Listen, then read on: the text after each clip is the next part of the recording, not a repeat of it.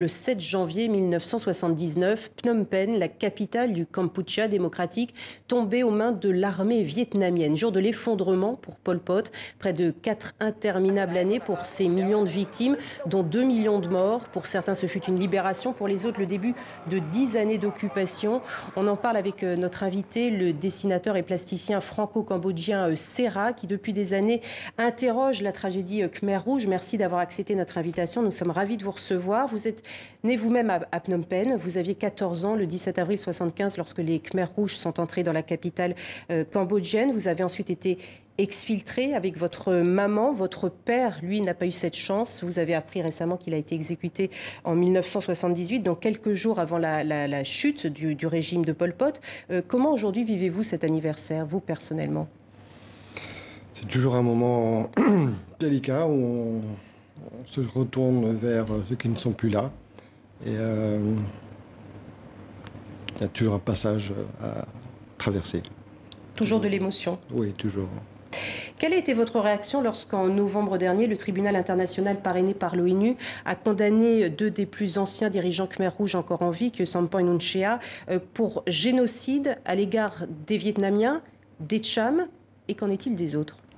C'est toute la question. Et c'est là où ce verdict évoque le génocide, mais pas ce qui s'est passé avec les Cambodgiens. Donc je pense qu'il y a encore un long travail par rapport à la notion de génocide, par rapport aux faits qui se sont déroulés au Cambodge à ce moment-là, et comment les qualifier. Donc, certains ont crié victoire parce que le mot génocide avait été prononcé dans le cadre du tribunal, mais nous en sommes loin encore. Alors, vous venez de publier aux éditions Marabout ce récit graphique, Concombres amers, les racines de la tragédie 1967-1975. Ce sont donc la période, les années qui ont précédé celle de l'Ankar, qui ont précédé celle donc de l'arrivée des Khmers rouges en 75. Il y a eu les années putschistes de Lon Nol, des années qui ont souvent été ignorées, dont on parle peu. Quand on voit Cambodge, on parle Khmer rouge, on ne parle pas de tout ce qui a été à l'origine de cette tragédie.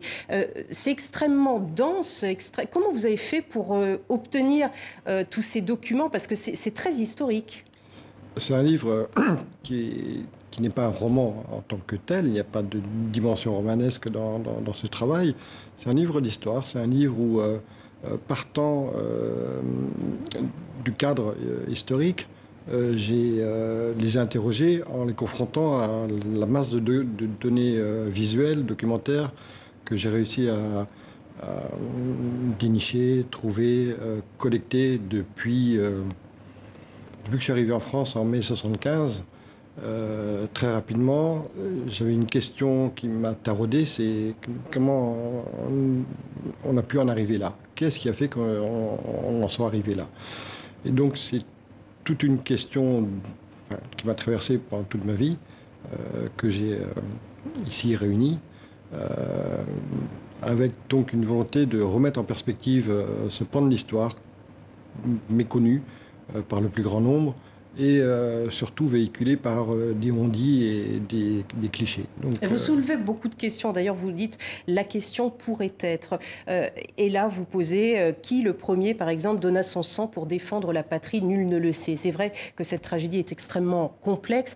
Ce sont des questions que vous vous posez vous-même encore, ou est-ce que vous invitez le lecteur à se les poser? Je me suis posé pendant toutes ces années, je continue à me les poser, j'invite les lecteurs à chercher aussi. J'interpelle le lecteur à ce moment-là en leur disant mais posez-vous cette question, parce que beaucoup de gens sont morts dans ce conflit, dans cette guerre. Pourquoi? Comment tant de Khmers ont pu mourir?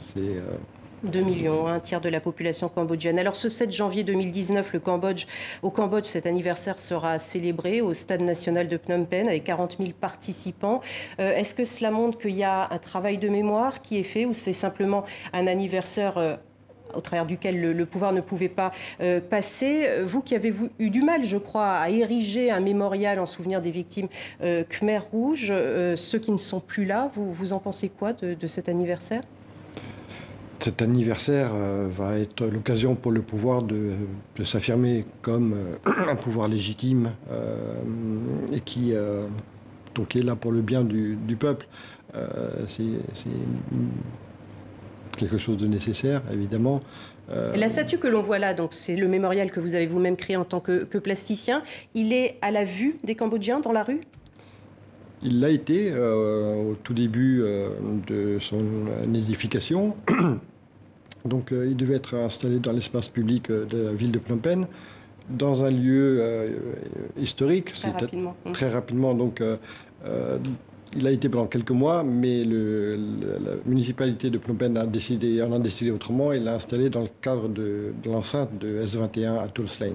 Merci beaucoup. Merci beaucoup, en tout cas, Serra, d'être venu sur notre plateau donc pour Concombre amer aux éditions Mara.